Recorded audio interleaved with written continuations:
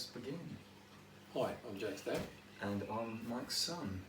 So today we're going to be doing a review of Magic. It's obviously quite an old film. Is it 1978? 1978. But it's just been recently re-released on this second site. I think it's a second. It is second site, isn't it? Yeah, the second site films edition. And we gave it a watch. So this is a film you'd seen before. I'd never seen this before. How long do you think it had been since you last watched this? I saw this when it first came out. Okay, so it's 78. So it's a long time ago. Yeah. And I think I mentioned to you a couple of times how good I thought this film was at the time. Yeah. So I didn't know what to expect second time round. Okay, well, as I said, never seen it before. I've seen some of the inspiration that has come off this film, such as the villain in Batman, stuff like Chucky, all that sort of thing. But I've never seen this sort of, where it kind of started. So, to start off, what are your thoughts on the film, having watched it a second time? Is it as good as you remember? I don't think it's as scary as the first time I saw it. No? Because I just think since they made that, because Richard Attenborough was the director of this. He was.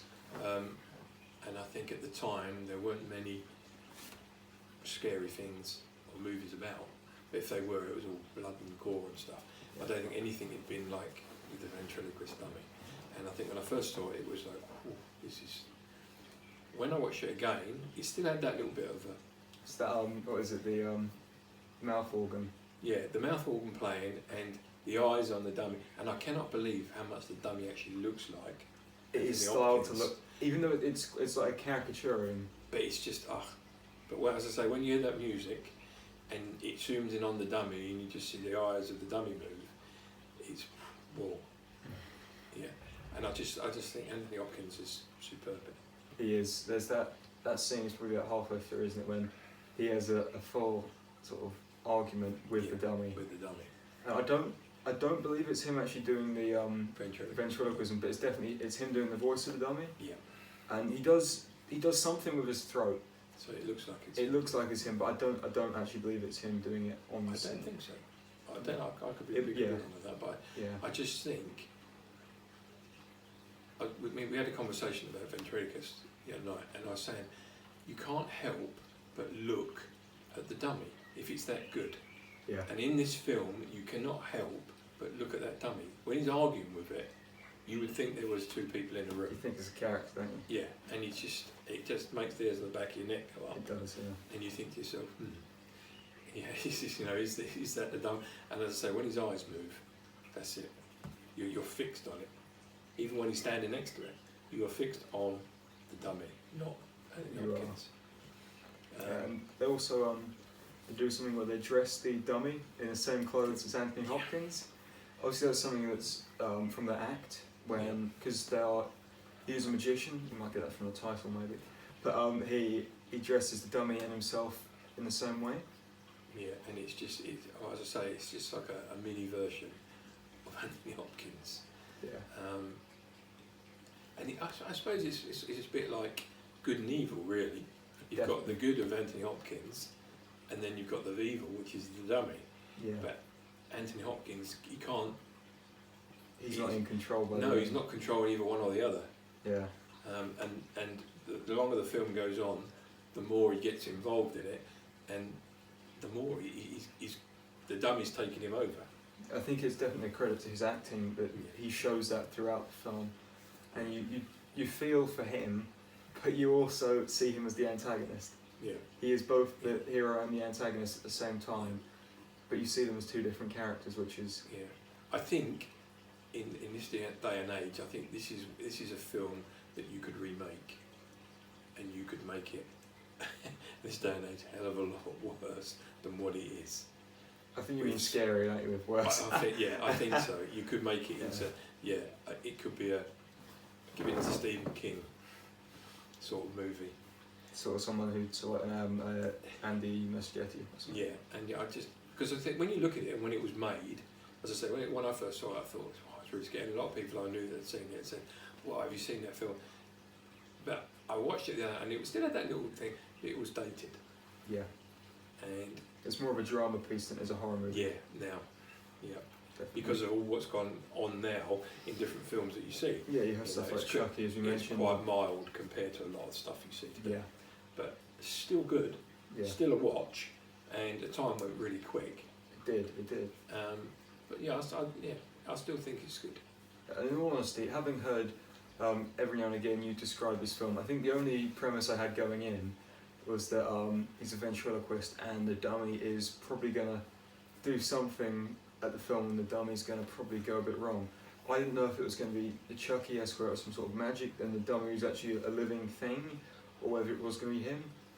But this film, it does take it in a more dramatic route, and in some ways you could see this as being, I know it didn't win any Oscars, I think he should have been nominated for an Oscar potentially, but you could see it as potential Oscar bait, Yeah. especially with the other work that Richard Attenborough's done. Yeah. I think you could see, with his performance as the two characters, some of the idea that it's quite a lonesome film, isn't it? Because most of the film happens in this little shack next to the lake, and there's a lot of scenes that are just Anthony Hopkins and Anthony Hopkins. Yeah, but I think as well, when you actually look at the film, and one of the scenes when the girl's in the scene, you look at the girl quite closely. Yeah, she's not looking at Anthony Hopkins. She's looking at the dummy, and she is basically talking to the dummy. Yeah. Through Anthony Hopkins, because he's a guy. I should mention he's quite shy. Well, it starts off he's quite shy, so the only way he can express himself and get himself over is through the dummy. But unfortunately, some of the stuff he says through the dummy, he's Dummy's too honest. Yeah, and you think, whoa. I think that's a credit to the writing as well, in that the script sort of allows for that dialogue, and it is quite a strong bit of dialogue as well, isn't it? In there, it is believable that he is saying both things, and it's actually an act that, if he wasn't so mentally unstable, you'd probably want to go and see this act, because he seems like he's really good at what he does. Yeah. But yeah, no, I'm glad we've seen it again, and I would recommend people to watch it, because it is definitely as you're sitting there watching, thinking, yeah, you know what's going to happen next.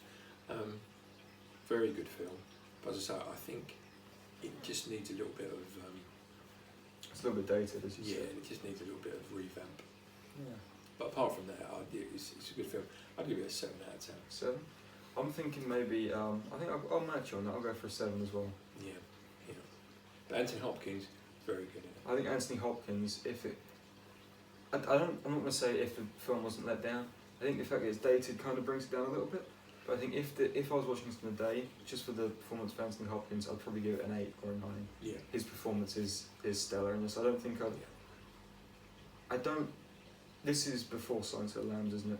Yeah, I think this is one of his early films. Yeah. You can see how he went on to have that career post this, can't you? Yeah. Yeah, definitely. He really does throw himself into that. Yeah. He really does. Like he does most of his films. Yeah. Like the Silence of the Lambs, the character in Silence of the Lambs, you honestly believed that was that guy and not Anthony Hopkins. And I think it's the same in Magic. You know.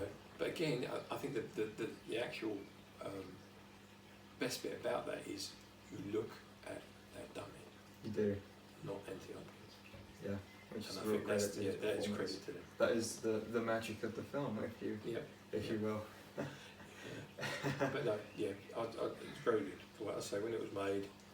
Because it was quite big when it was made, but I don't know what other films were out at that time. No.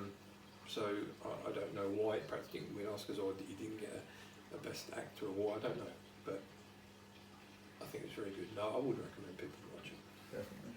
Well, I think that's everything for this one. So thank you for watching. Thank you. Cheers. Cheers, overall. You getting used to that? Let's get in there.